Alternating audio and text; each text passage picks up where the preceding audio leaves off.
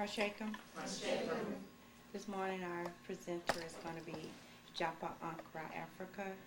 He's going to speak to us about maintaining our minds in a state of no suffering or protecting our minds from a state of suffering.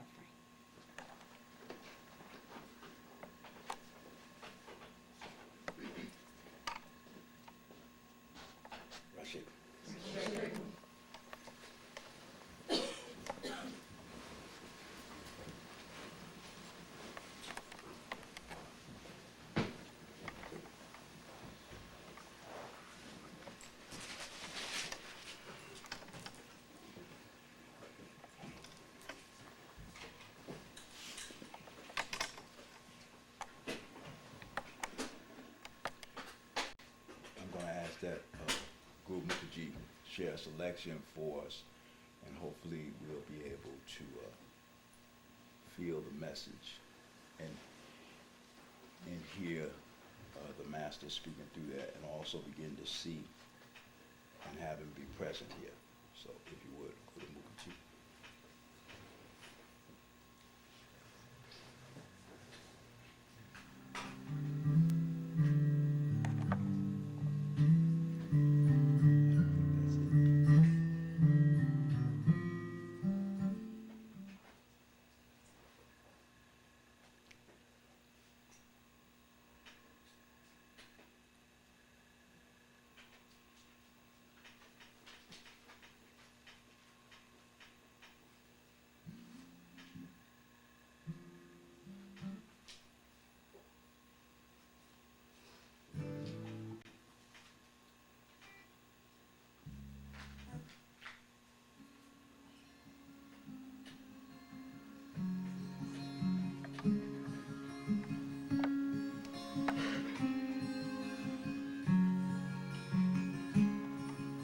If you wait for me, then I'll come for you. Although I've traveled far, I always hold a place for you in my heart.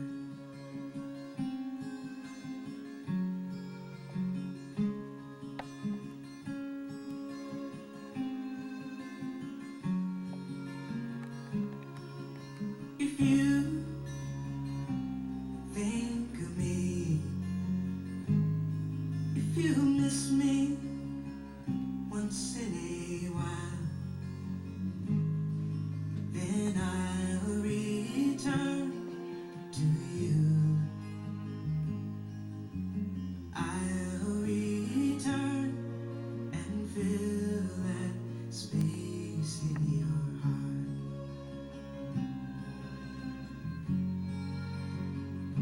Remembering your touch, your kiss, your warm embrace, I'll find my way back to you if you be waiting.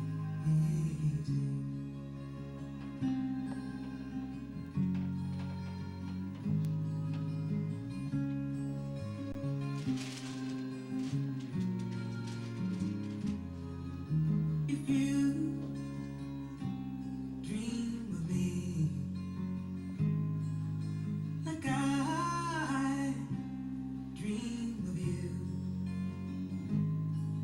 in a place that's warm and dark, in a place where I can feel the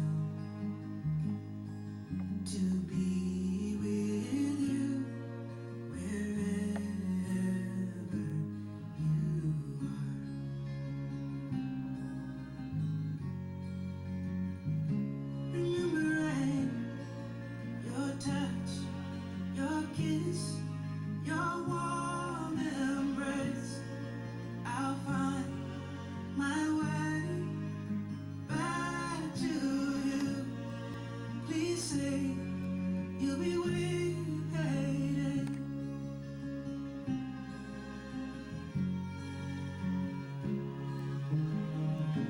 Together again,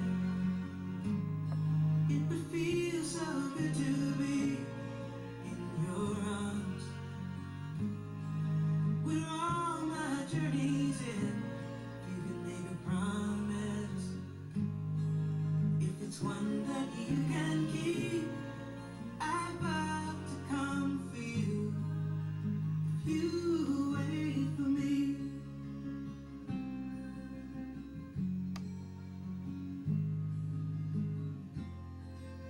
And say you'll hold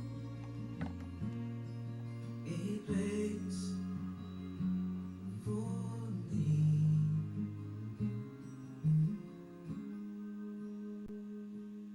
in your heart, a place for me in your heart, a place for me in your heart, a place for me in your heart.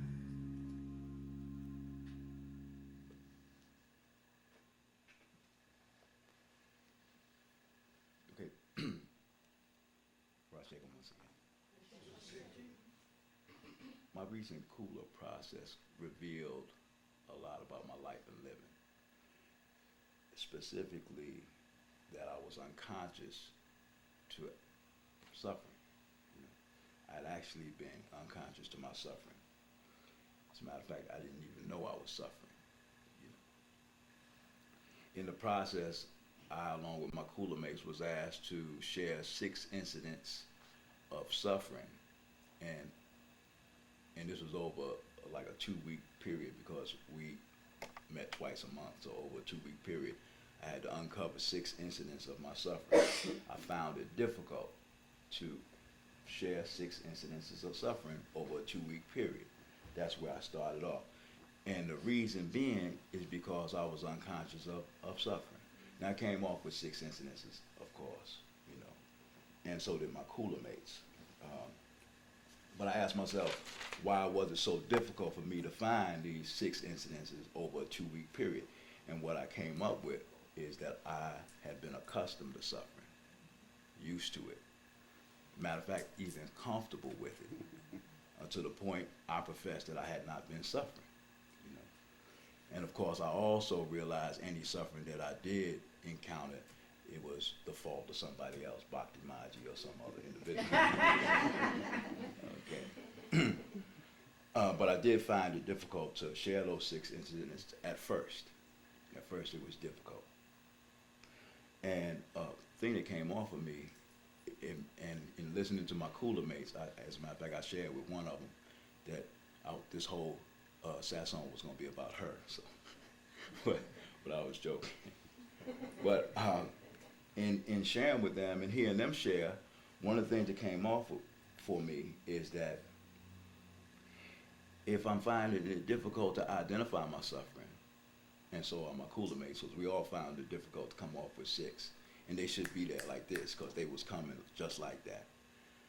But we found it difficult, then what's the reason for entering into a process that's going to end suffering? There's no reason. I'm not suffering, don't think I'm suffering, unconscious of suffering, no reason for me to enter into the process, you know. And so, and it was revealed in our cool-up process that we were not, or I was not, engaged in the process. There wasn't no reason to engage it because, you know, over a 2-week period, 6 times of suffering really wasn't that bad, no way, you know. You know, what's the sense of me doing that process stuff, you know? And so, you know, I can tell by the laughter that y'all could identify with what I'm saying here. Okay, so, but my cooler process helped in that as we continue to share and first recognize that the suffering, and this was difficult for us, had nothing to do with the other person. We kept going back to the fact that the other person, you know, and we, matter of fact, we were so cool at this, you know, I guess that's why they call it cooler. we no, we were so good at it until we would take up each other. She did what? I tell you what you should do, you know. And we would have different types of strategies to share with one another about how, you know, well, next time what you need to do when you go to the coffee machine, you know, and we would have the answer for each other, you know. Later for that process stuff, I got the real way. You know, okay, but my process helped by coming in. I'm listening and I'm saying, well, wait a minute, you know. And then I even tried the coffee machine thing. It didn't work, you know. I'm sure maybe y'all might be able to identify. So the scientific experiment is not just to do the experiment that the master give us, but we might well try ours too, you know. Find out they don't work, you know. Anyway, I went to the coffee machine, did exactly like Aunk. Okay, all right. But I started slowly becoming conscious that I was suffering. And what happened was, this gave me the ability to feel the suffering even more. Now, I don't know if that was good or not, you see, because then even little things that I used to didn't identify as suffering, I realized, oh man, here it is, I'm suffering here. So the cooler process was actually helping me to see clearly the absolute necessity of being in the process, okay? You know, because as I heard my cooler mates talk about being in the process, what was revealed is there was no suffering during that time. And as I shared being in the process, during that time there was no suffering, you know. And for, you know, I don't know if I should, y'all don't know who, except for Aunk, y'all don't know the rest of my cooler mates, but we didn't, at first we didn't share too many times being in the process. As a matter of fact, our song was, well, in fact, we skipped over that part of the cooler, and then whoever was the Mahana at the time said, well, what about the process? Oh yeah, that's right.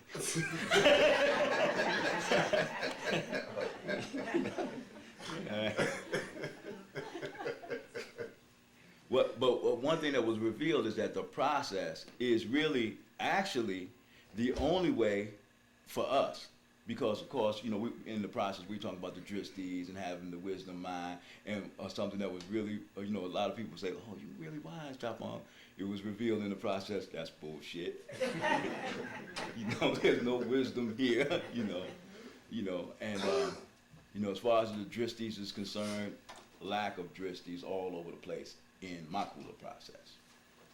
And so, for that, for the inability to see reality as it is, it's absolutely necessary to be in the process. And that's the only way to obtain and maintain a mind of no suffering, okay? And it became obvious, and the cooler process is not just, in my opinion, or for me, it's not just a time we meet, but then it should be what it is that we're doing continuously while we're away from each other, looking and seeing what's going on. And that's the way it began for me. So I would ask another one of my cooler mates, all right, to read for me out of the New Testament, Matthew 6:19 to 21.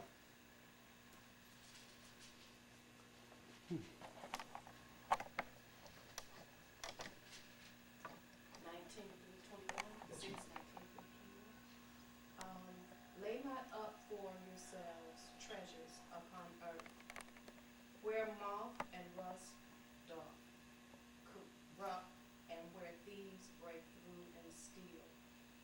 But lay up for yourselves treasures in heaven, where neither moth nor rust doth corrupt, and where thieves do not break through nor steal. For where your treasure is, there will your heart be also. Okay. The master specifically asked me to go to some scriptures because he said he didn't want y'all to just think this was something I was just making up, you know. And so I asked for that scripture to be read because for us, our treasure is non. Our treasure is the mantra which the Master has given us. And if we could see that our treasure is absolutely necessary and we put our heart into it, we would obtain and maintain a mind of no suffering. And there's been many mantras, so, in going to scriptures or going to other holy books or other masters, the mantra's been given out many times by many masters, many different ones.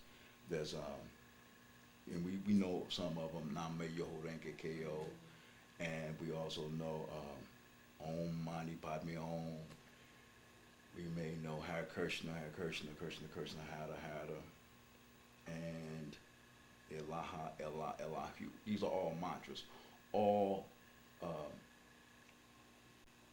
talking about God, and our mantra too is that calling out different aspects of God. Those are our treasures, and that's where we get to put our heart, and we put our heart in it by putting our attention on it. Okay, and I'm not saying anything different that's been said to us. Of course, our heart is in the attention of being right. That's where our heart is most of the time put. And one time I was in conversation with the Master about a Radasi here, and I think I used that particular incident as one of my incidences before the Master made us bring it into more present times. But I sat in front of the Master because the Radasi told me that the Master wanted to see me, and I started explaining how I was right in saying what I said. And it didn't make any difference to him, but what he said was, do you want to be right or in relationship? And that stuck with me, But it's going further now. It's like this, do you want to be right or enlightened? You see, because you could be right, and you be angry and suffering, and you ain't going to be enlightened, you see. So it's kind of like giving up on that, just a little. I don't know. So all masters and gurus have given their disciples the supreme method for protecting their mind from suffering. And likewise as I. We all know the Bible verse, peace, be still, and know that I am God. The stillness, the peace, this is in your mind, the state of mind of no suffering. If you could, again, I'm going to ask you to read from Matthew again, Matthew 5:3. And while you're looking, I'm going to say that one time the Master asked me to come up, and one of the Radasis asked about the Beatitudes. And so that was Guru Das, in case. Got a good memory now. Okay, Guru Das asked about the Beatitudes, and he asked that I read the Beatitudes and Matthew 5:3. If you would read that Beatitude for me. It says, blessed are the poor in spirit, for theirs is the kingdom of heaven. And I think when I read it, or after I read it, he emphasized that Beatitude, unlike the others, said theirs is the kingdom of heaven. Okay, the poor in spirit, theirs is the kingdom of heaven. And he didn't read any other Beatitudes. He left it, really imprinted that. The other Beatitudes, and if you read the next one, just for reference, it says, shall be, rather than theirs is. Read the next one, please. Blessed are they that mourn, for they shall be comforted. They shall be, you see. And the poor in spirit, theirs is the kingdom of heaven. And while I was up there, and I was really uncomfortable, he called me up, asked me to find it. Oh man, I was like, Prim Bonnie, oh man, found it. But I knew the Beatitudes. Matter of fact, if he had asked, I could have just quoted it. And I wondered, say, well, why don't he? Because there's another one that says that, but he didn't say anything about it. If you would read 5:10. Blessed are they which are persecuted for righteousness' sake, for theirs is the kingdom of heaven. Theirs also is the kingdom of heaven. But of course, we didn't understand that back then, you know. So here it is, if you're right and you're persecuted for it and you accept that with that same humility, yours is the kingdom of heaven. If we're in the process, if we see reality as it is and don't respond like we normally respond, you know, because when we write, you know how we respond. But if we, for righteousness' sake, if we're persecuted, ours is the kingdom of heaven. That's deep. You know?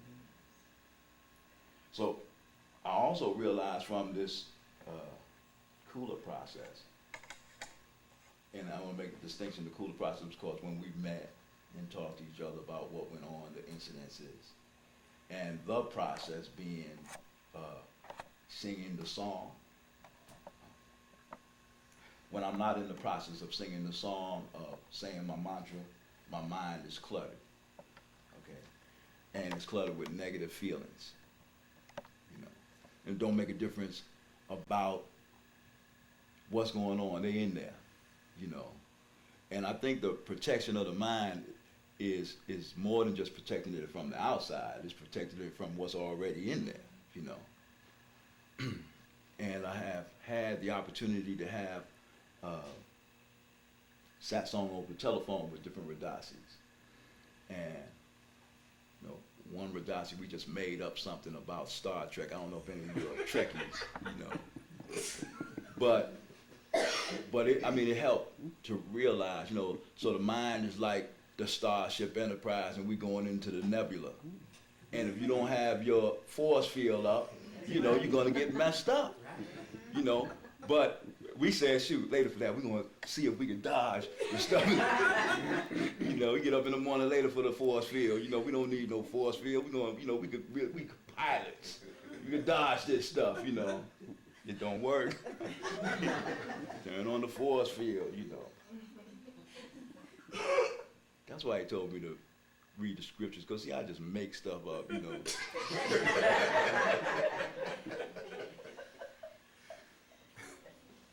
All right, now here it is. You know, if you read the scriptures, they say to do some stuff, and you know, how can you do this? Right? Like, if you would read Matthew 7, 1 and 2. Judge not that ye be judged, for with what judgment ye judge, ye shall be judged, and with what measure ye meet, ye shall measure to you again. All right, now, how are we going to go out here and not judge? You understand? See, as soon as you see something, you say, that's messed up. As soon as you see it, I mean immediately, that didn't make no sense. You see? The only way for us to keep from doing that is to be in the process. You see? Because, you know, we're in the process. And then we not judging.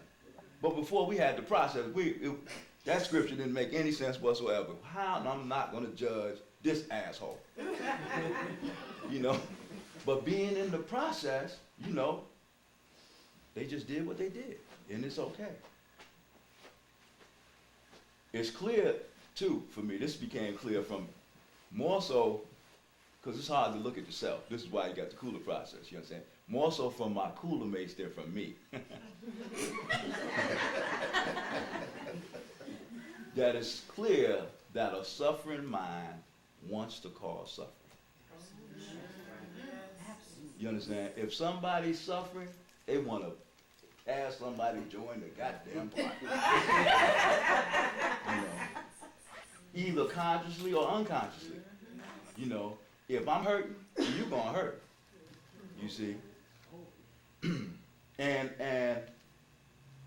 I realized, and I'm saying from my cooler mates, but of course from me too, because they just a mirror of me, right? That the suffering mind is unbalanced. You know. Could you read 7, 3 to 5? Matthew 7, 3 to 5.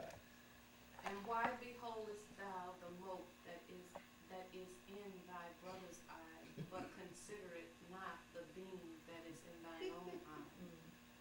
Or how wilt thou say to thy brother, let me pull out the mote of thine eye, and behold, a beam is in thy own eye? Thou hypocrite, first cast out the beam out of thine own eye, and then shalt thou shalt see clearly to cast out the mote out of thy brother's eye. And something that became clear, this became clear in the process, you know, the more any one of us revealed about our incidents and about our cause and our own suffering, the more we were able to assist one another with seeing how the beam was in their eye too, you know, so to speak. Another thing that comes up based on the revealing of our incidences was that when I was suffering, I couldn't do anything about it. You know, and the strategy that I came up with to do something caused more suffering. You know, either caused the other person to suffer, or it caused me to suffer even more. Because one of my strategies was just, you know, grit my teeth, you know, and say something real slick, you know, and all it did was cause more suffering. But through the process of repeating the mantra, what was cultivated was the ability to operate with discriminative intelligence. You know, it's like, and I realized this as I started doing it more and more, we meet and really started having less incidences of suffering because you're doing the mantra. So there's going to be less incidences. Okay, if you're doing the mantra, of course. If you don't have to. It's not mandatory. That's another thing about this. You know, you don't have to. You know, you could continue to suffer. You know. But you know, and I know we laughing, but really, some of us have decided that we're going to continue to suffer. You see, like for the mantra, it's cool. You know, it's not necessary to do it right now because see, I got this.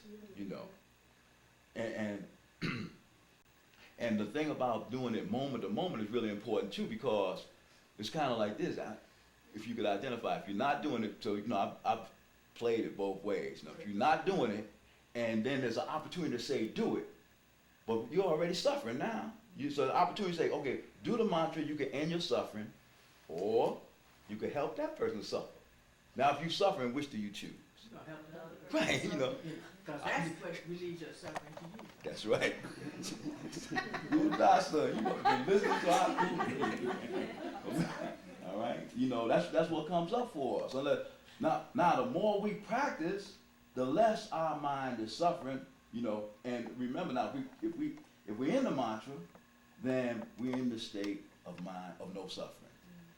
And so in that, out of that state of mind, you want to help people. You don't want to see them suffering. You know, you got compassion. You know, you don't want to. So out of that, somebody say something, you know they're suffering.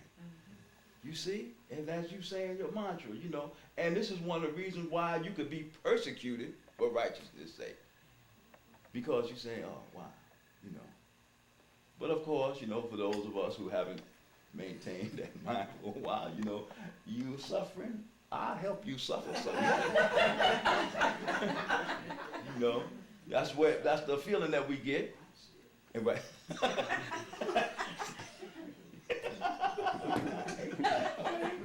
Okay, Guzasha said, watch this. You know, we got to be careful though, because we'll end up being incidences in people's cooler meetings. That's right. You know.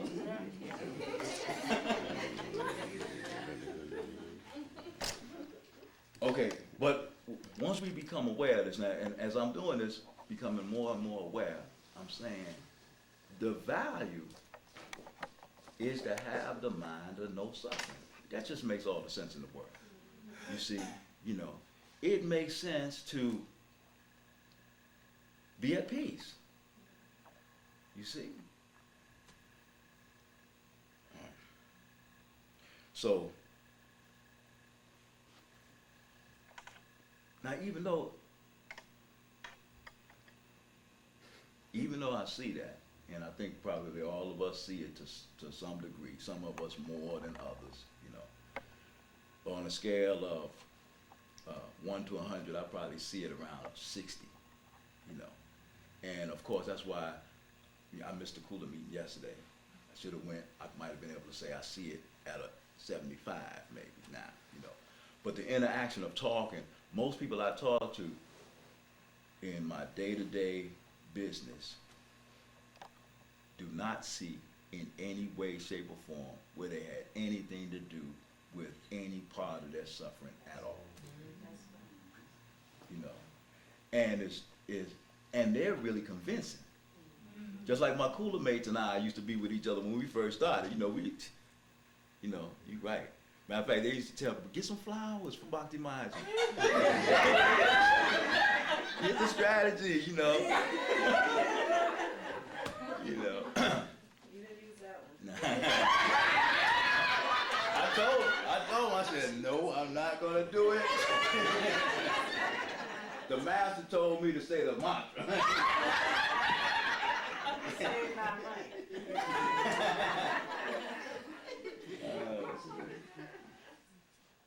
But and what that kind of makes it difficult, and we have to be aware that our Kusan members are helping us not to see that we're the cause of our own suffering.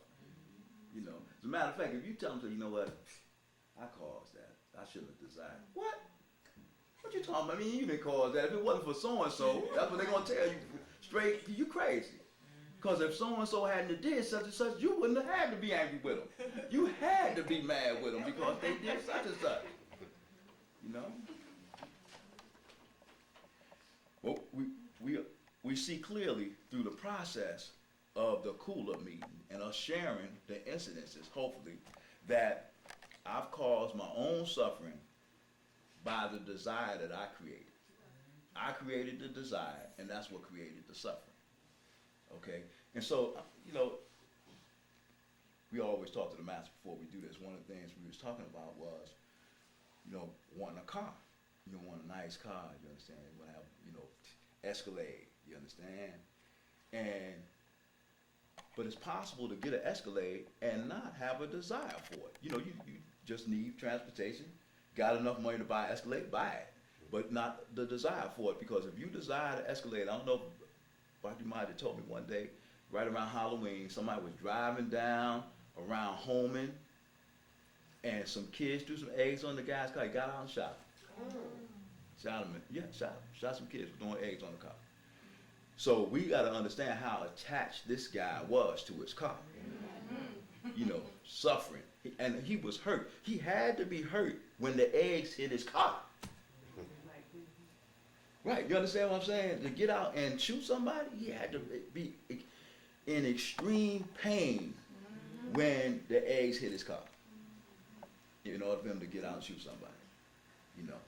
Now, I'm not, you know, taking him off the hook or anything, because whatever happens to him, that's what's supposed to happen to him. But he went through that suffering, and he's still suffering, because he probably still in jail, or he done spent a lot of money to get out on bond or whatever. So the suffering goes on and on and on from purchasing this car. But if you just purchase the car for transportation and know that, well, if the car breaks down, I'm still going to have transportation, it just won't be the car, you won't suffer. If we extract the desire out of the process, we don't suffer. And the way to do that is through the process.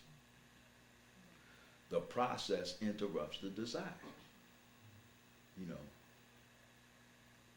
And if we can really see that, the process, because what happens is, if there's a desire, there's attachment. And if there's attachment, there's suffering. You see, no desire, no attachment, no suffering. You know. And the process interrupts the desire. So we don't got to worry about being attached to it. So we don't have to worry about being suffering, by being in the state of suffering. That's something, you know. And we proved it to ourselves, you know, stuff going on. We go to retreat, and there's stuff going on in our life. We in retreat, we doing what we doing, we saying the mantra, or better yet, we come to somebody's initiation, and when we're at their initiation, we repeating the mantra during the time, because that's part of what we do. And during that time, we ain't thinking about the fact that whatever's going on is going on. We in the process. and are not suffering one bit, you know, and really in the process. That's how we know we're in the process, because, you know, now, if we're saying the words with the intent to not feel what we feel while we're feeling it, we're not in the process. You know, if we saying the words, written, you know, got our facial hands tight, we're not in the process. You know, we all have experienced all that, where we've been saying the word, not in the process. We know we're not in the process, and we say, well, you know, this ain't working. No, you're not doing it. It's not that it's not working, it's that you're not doing it. You see? So no suffering if there's no attachment, because you're in the process. All right. Hopefully, and well, the master always said, if you could think of another way to do this, come tell him, and if you write about it, you know, he'll go along and follow it, right? You know. So I'm saying, no, I don't have another way. But what I'm saying is, I've been trying, you know, I've been trying to come off with one, but I haven't found one yet. But, all right. But we do think that there's a better way to protect our mind. We have to think that, because we're not doing what's been asked of us to do and what we've been doing, and it's showing that this works. Okay, this does work. All of us have to experience the fact that it works. You know, I guess this the two things that have occurred for us. One, we've experienced by being in the process that ends our suffering. The other that we've experienced is by hurting the person that has us feel different too. You understand?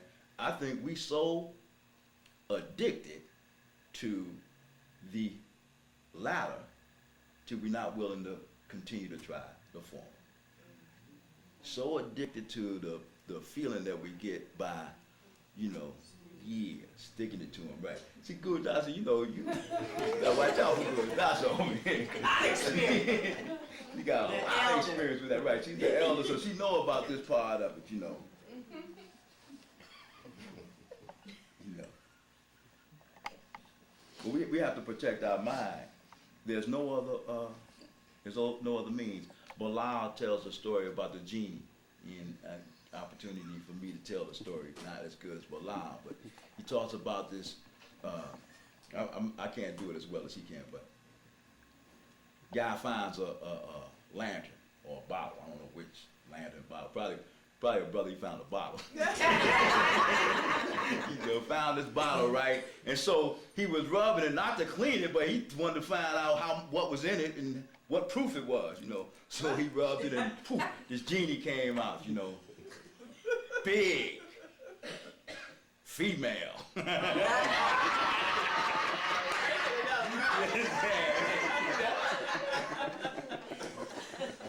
So,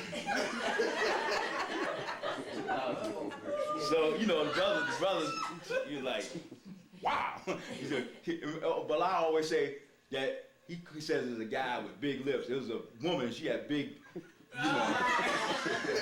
Anyway.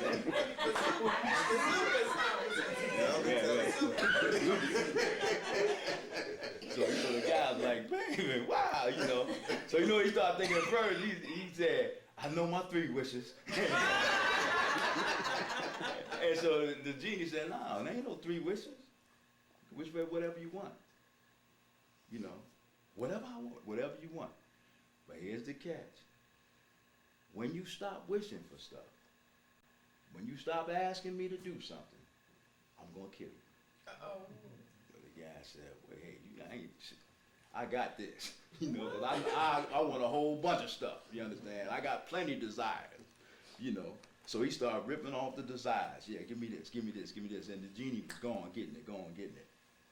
And after a while, he started amassing things, and he was like, uh-oh, you know, what else do I need to ask for, you know? So he started getting a little nervous because he wasn't thinking of stuff that he wanted. And so he was sending on a trip to get stuff that he already had, doubling up on stuff, you know. So he finally realized that I'm in big trouble here. So he figured something that he could ask her to go get that was going to take a little time, you know. And so, Of course, when she left, he ran to his master over there, on Roosevelt, on 12th Street or something. Hey, I'm in trouble. You know what I'm saying? And so, the master's sitting there. Hey, well, beloved.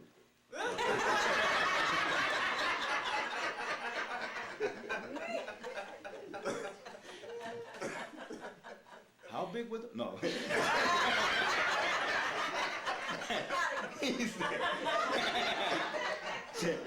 he said, look, when she comes back, just tell her to run up and down that flagpole over there.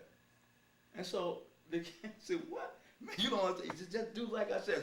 The genie came back. Of course, there was nothing else to do because you could bet that he was trying to figure another way.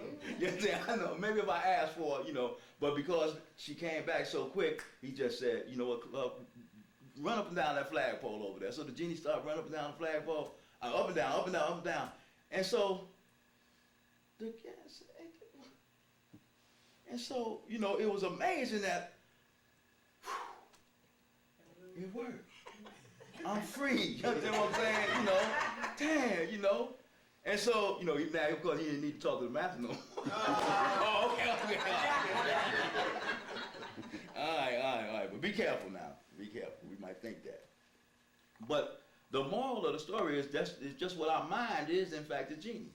Our mind can get us anything we want, But once we stop requesting, it's going to kill us. Because it's going to do what it does. And what it does is cause suffering unless we have that mind in a state of no suffering. And the only way to do that is to occupy it with the mantra. That's the form of having it run up and down the flagpole. I listened to the tape made by the master concerning the touchstone style. And he talked about the process. And when he talked about the process, he talked about how serious it was. As a matter of fact, at one point on the tape, he said the word serious in about a 3-minute period, maybe less than that. He said it 6 times, talking about how serious it was for us to maintain our mind in a state of no suffering by engaging in the process moment to moment. Serious. Because like the genie, and see, we're attracted to the mind the same way the brother was attracted to that genie, We're attracted to it. But we have to engage it in this process.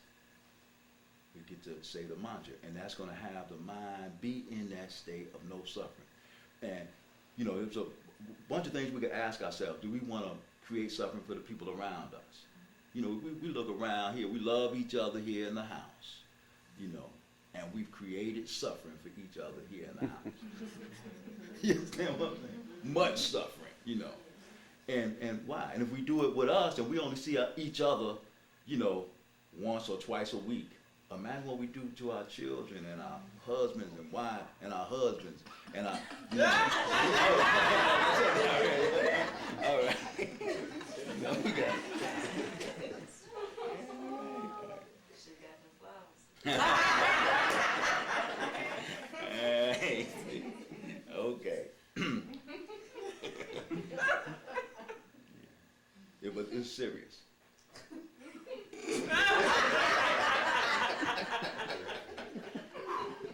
I better get those flowers. It's serious to get in the process and stay in the process. Not tomorrow. For real. So if you would, Mukti, could you?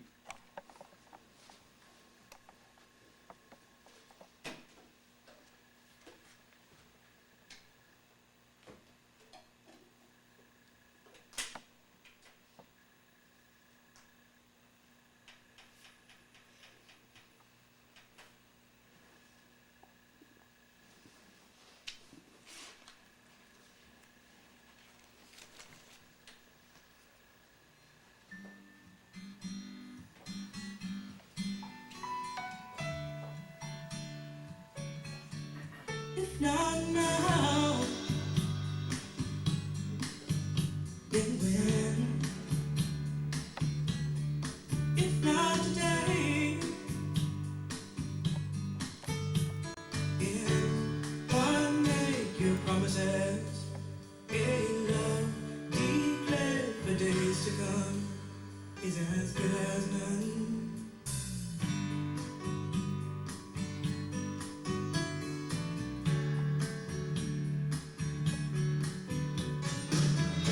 You can wait till morning comes. You can wait for the new day. You can wait and lose this heart. You can wait and soon be sorry. If not now, then when? If not today, then one make your promises. A love declared for days to come is as good as none.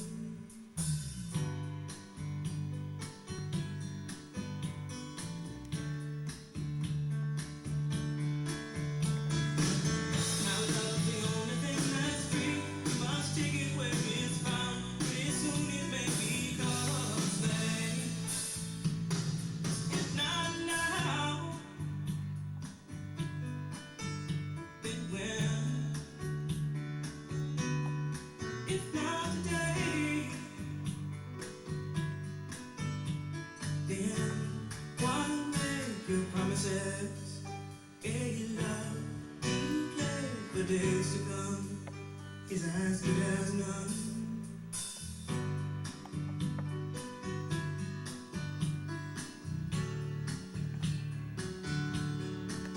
Not now, yeah. We all must live our lives, always feeling, always thinking the moment has arrived.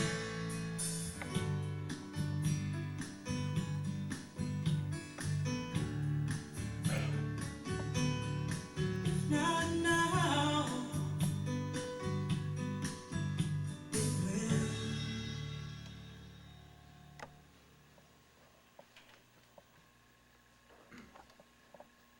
Yeah, the moment has arrived. We get to do this now. And I think there's a few moments available for questions or comments. Are there?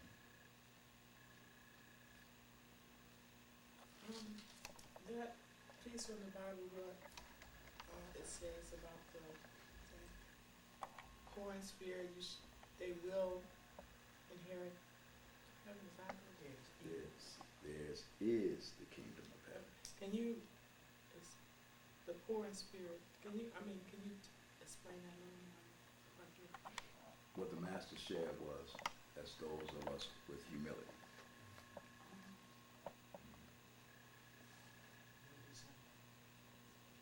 There's a- Poor in spirit.